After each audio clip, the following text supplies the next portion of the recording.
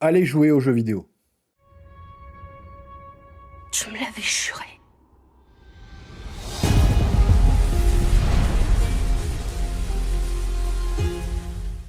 Bonjour les amis, bienvenue sur la chaîne, j'espère que vous allez bien. Aujourd'hui, on va parler de la saison 2 de la série The Last of Us. J'ai vu les 7 épisodes. Alors ça y est, je peux vous donner mon avis sur l'entièreté de la saison. Mais attention, je vous le dis tout de suite, je suis un immense fan des deux jeux, comme je vous l'ai dit. Vraiment, The Last of Us Part 1 et Part 2, je les place sans problème dans mon top 10 des meilleurs jeux vidéo de tous les temps. Et oui, je l'avoue, certains passages, je vous l'ai déjà dit dans mes vidéos, m'ont fait pleurer, j'ai pas honte de le dire. C'est dire à quel point, en fait, j'attendais que la série, finalement, autour de The Last of Us, me fasse ressentir ne serait-ce que la moitié, en fait, de cette intensité émotionnelle que j'ai ressentie tout au long de mon aventure dans le jeu. Mais alors, est-ce que finalement, cette saison 2, elle a réussi à me toucher autant que le jeu ? Eh ben non, il n'y a pas de surprise, pas du tout, j'ai pas du tout été touché. Le plus gros point noir pour moi de la série, c'est Bella Ramsey, dans le rôle d'Ellie.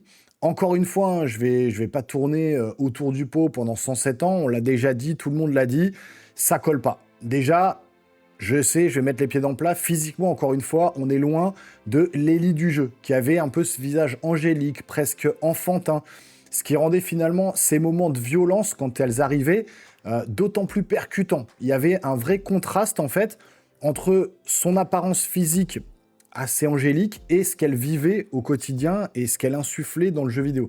Dans la série, Bella Ramsey, elle est tout le temps vulgaire, elle est tout le temps en colère, elle est antipathique. Et le problème, c'est qu'on s'attache jamais à elle. Sur les 7 épisodes, il n'y a jamais un moment où je me suis dit « Ouais, là, elle me touche un peu ». Elle insulte tout le monde, elle semble constamment détester Joël, là où dans le jeu, c'était quand même beaucoup plus subtil, beaucoup plus contenu. On voyait finalement sa douleur, mais aussi son affection, ses doutes. Là, c'est juste de la rage en permanence, c'est systématique. Perso, j'ai pas réussi finalement à m'attacher au personnage dans la série, parce que dans le jeu, oui. Et pour une série comme celle-là, qui est censée représenter le jeu, c'est un vrai problème. Pour moi, de ce côté-là, c'est le vrai premier problème. Autre énorme déception, c'est le manque d'infectés. Alors ça, je le redoutais déjà dans la saison 1, mais là, finalement, c'est encore pire. Je vous ai fait la review des premiers épisodes, et effectivement, à part l'épisode 2, où il balance tout le budget pour une scène d'attaque, qui est certes impressionnante, ça, je vous l'avais dit, mais on ne voit quasiment plus rien pendant plusieurs épisodes. 2-3 infectés, vite fait, par-ci, par-là, mais c'est tout. Et c'est là, au final, que la série trahit complètement l'esprit du jeu. Parce que l'esprit du jeu, c'est le côté survivant, c'est le côté infecté, le côté fin du monde. Dans The Last of Us Part 2, on passe son temps à se battre dans le jeu pour survivre, à lutter contre des humains et contre des infectés, dans une tension qui est tout le temps constante. Là, dans la série, on dirait presque un drame post-apo un peu pépère, limite contemplatif. Il y a zéro tension et finalement, il y a zéro impact, ça marche pas. Peut-être aussi parce qu'on a la manette en main, c'est sûr, mais ils auraient dû en mettre un peu plus. Heureusement, quand même, il y a Pedro Pascal qui s'en sort toujours aussi bien, notamment dans l'épisode 6, où il a cette superbe scène sur le perron avec Ellie. Là, je vous avoue, c'était quand même touchant, sincère. Pedro Pascal, il met du sien, et on retrouve un peu de ce qu'on aimait dans le jeu, mais c'est trop peu, vraiment. Et là, je dois quand même reconnaître, finalement, dans cet épisode, que Bella Ramsey joue plutôt bien dans cette scène-là, avec Joël. Mais encore une fois, c'est noyé dans tout le reste, où elle semble juste vouloir crier et jurer à longueur de temps. Donc c'est pas ce petit passage, en fait, qui sauve quoi que ce soit, mais j'avoue que j'ai été touché à ce moment-là. Un autre point frustrant, c'est la sensation que Ellie ne peut jamais se débrouiller seule. Dans le jeu, encore une fois, je fais le parallèle à chaque fois, elle devient une survivante redoutable, froide quand il faut, capable d'éliminer en fait ses ennemis sans aucune hésitation, c'est ce qu'on a manette en main. Là, dans la série, on dirait qu'elle a toujours besoin d'aide, on dirait qu'elle est trop petite, pas assez crédible dans des scènes d'action. Et ça, je l'ai lu récemment, même Neil Druckmann lui-même l'a reconnu. En fait, il y a certaines scènes qui ont été réécrites à cause du gabarit de l'actrice. Mais alors, dans ce cas, je comprends pas pourquoi ils l'ont choisi. Voilà, pourquoi pas avoir pris quelqu'un de plus grande, plus adulte. Elle n'impose pas physiquement, elle ne dégage aucun danger, et du coup, on n'y croit pas. Mais alors pourquoi ils ont fait ce choix de casting ? Sérieusement. Et ce qui va avec, c'est que la série est finalement beaucoup moins violente que le jeu. Voilà, on a édulcoré la brutalité, la sauvagerie, tout ce qui faisait finalement la force de l'expérience un peu vidéoludique. Là où dans le jeu, on ressentait chaque coup, chaque mort, encore une fois, manette en main. Hein. Ici, dans la série, tout semble lisse, et trop propre et trop aseptisé. Il n'y en a pas assez, quoi. Dernier point aussi, parlons d'Abby, autre personnage central du jeu. Et là encore, c'est une déception. Voilà, clairement. Dans le jeu, Abby, elle est imposante, elle est quand même flippante, ultra physique. C'est un personnage, en fait, qui dégage quelque chose de très brutal et d'assez dangereux. On l'aime ou on la déteste, hein, ça a fait beaucoup de débats dans le jeu vidéo. Mais finalement, elle marque. Et là, dans la série, on dirait qu'elle passe carrément en arrière-plan. En tout cas, dans ces 7 premiers épisodes, elle n'est jamais vraiment développée. On joue jamais son point de vue, contrairement au jeu où le fait d'alterner finalement entre Ellie et Abby, c'était essentiel pour comprendre les enjeux moraux du récit. Et ici, elle est juste là en surface et on ne ressent que dalle, comme d'habitude. Et c'est ultra dommage, parce que dans le jeu, vraiment, il y avait cette dualité, on était tiraillés entre les deux personnages, et là, pas du tout.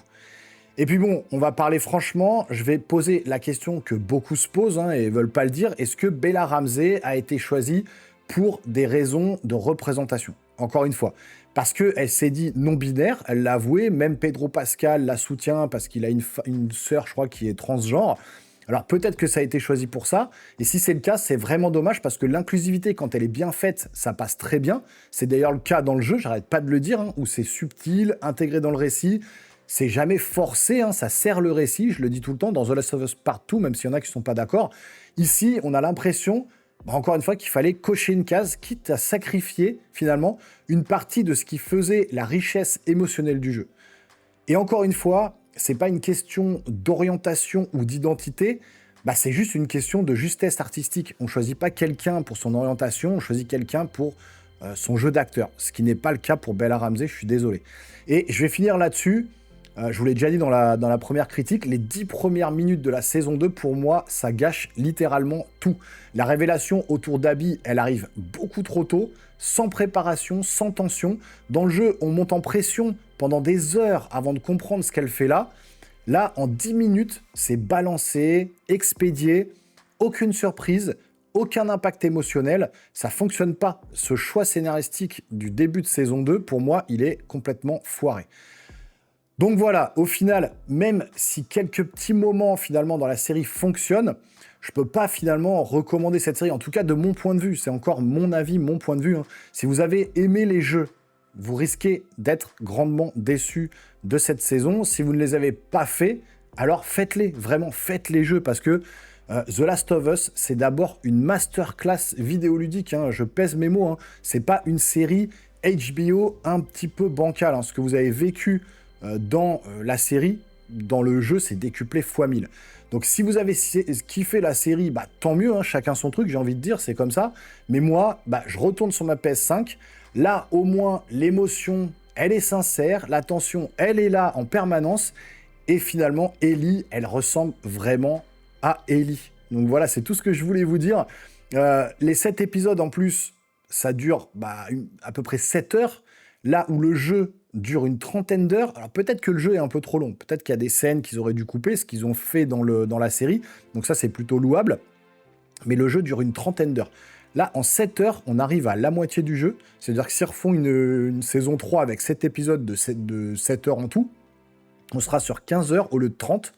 Donc c'est comme quand on dit qu'on prend un livre et qu'on enlève la moitié du livre pour l'adapter en film, ça fonctionne pas, les fans râlent, etc.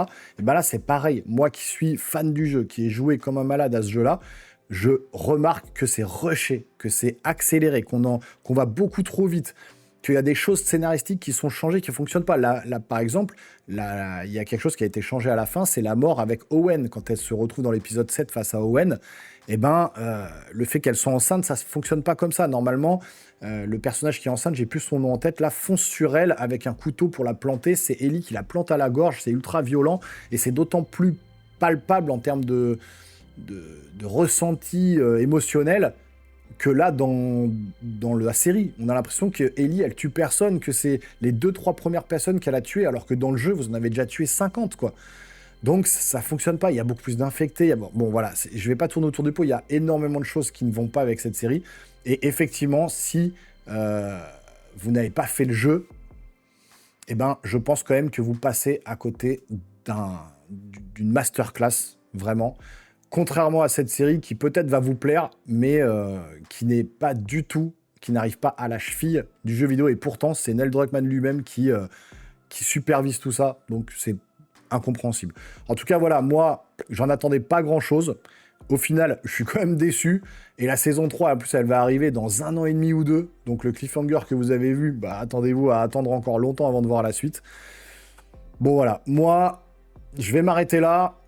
J'ai pas plus à dire sur cette saison 2 de The Last of Us. Comme je vous l'ai dit, je vais retourner sur ma PS5. Je vais me relancer dans le jeu. C'est là vraiment que je vais prendre mon pied. En tout cas, si cette vidéo vous a plu, n'hésitez pas à me le dire. Hein, et puis à vous abonner, à activer la petite cloche et lâcher un gros pouce en l'air. N'hésitez pas également. Ça c'est pas mal. N'hésitez pas également à me balancer un max de commentaires pour me dire ce que vous avez pensé de cette série. Si pour vous elle est fidèle au jeu, si vous avez joué, ou si vous n'avez pas joué au jeu justement, qu'est-ce que vous avez ressenti dans cette série? Parce qu'il y a quand même des choses pour moi qui vont pas. Donc voilà, j'attends vos retours. On se revoit très rapidement sur une prochaine vidéo. Portez-vous bien surtout. Ciao, ciao.